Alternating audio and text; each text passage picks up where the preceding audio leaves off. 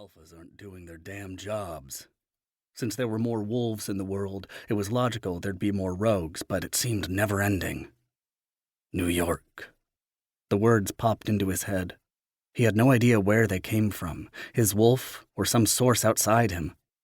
Wherever it originated, it always pointed him to where he needed to be. It was as much a part of him as the sickle-shaped blade etched over his heart. Both had appeared the first time he'd shifted into a wolf. Guess I'm going to New York.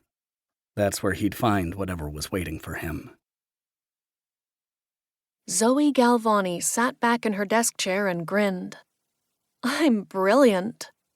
Unless the client was a raving idiot, he was going to be pleased with the redesign of the company logo and promotional materials. Making sure everything was saved, she sent it off and then stood, groaning when her back complained.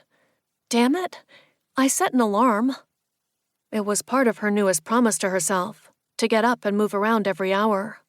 Working for long stretches of time at a computer wasn't the healthiest, no matter how much she loved her job as a freelance graphic artist. She stared at her phone. Yep, the alarm had gone off. Once again, she'd been so into her work she'd ignored it. Come to think of it, she had a vague memory of turning it off. I'll grab some lunch. The walk and fresh air would do her good. She checked the time. Make that an early supper. She'd missed lunch, again. There never seemed to be enough hours in the day. After a quick trip to the bathroom, she pulled on a pair of purple Converse sneakers, grabbed her colorful hobo-style purse, and hurried down the 4 flights of stairs to the street, stepping out onto a bustling sidewalk. With a grin, she turned left, toward her favorite deli. Even after 10 years, the sights and sounds of New York enthralled her, as much as they had when she'd first arrived, scared and alone. She was still alone, but was never lonely. She had plenty of acquaintances, but only one person she'd call a friend. So what if I don't make friends easily? It's not a crime, she muttered, shaking off the dark cloud that had threatened to rain on her excellent mood. It was a gorgeous June day, sunny without being blisteringly hot, perfect for a picnic in Central Park. She ducked into Bernie's deli and got in the lineup. It moved quickly, and in less than 5 minutes it was her turn. What are you having today? Bernie himself was behind the counter.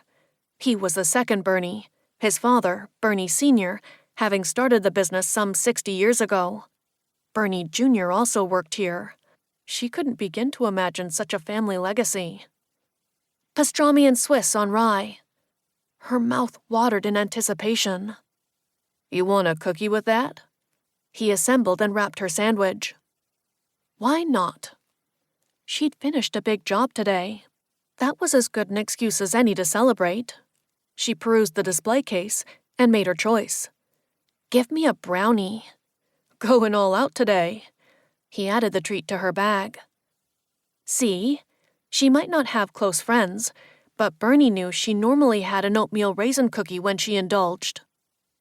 Finished a job for a client. Good for you. Beautiful young woman like you shouldn't be cooped up in her apartment working all day. Bernie was pushing 60, and constantly trying to set her up with an assortment of relatives and friends, and they were legion. She'd always politely declined. He added a bottle of water to her order without asking. It was both comforting and annoying. Was she that predictable? No, she'd gotten the brownie, hadn't she? If that was the extent of her impulsiveness, she'd dug herself into a big rut. I'm heading to the park. Thanks, she added as she paid, but Bernie was already talking to the next customer.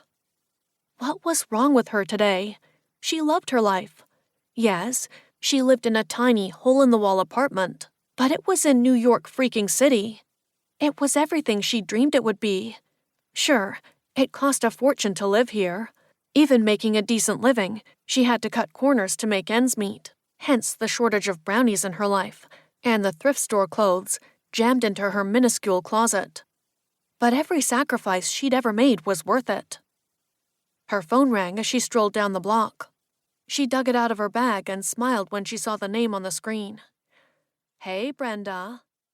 Her friend worked at the thrift store Zoe frequented.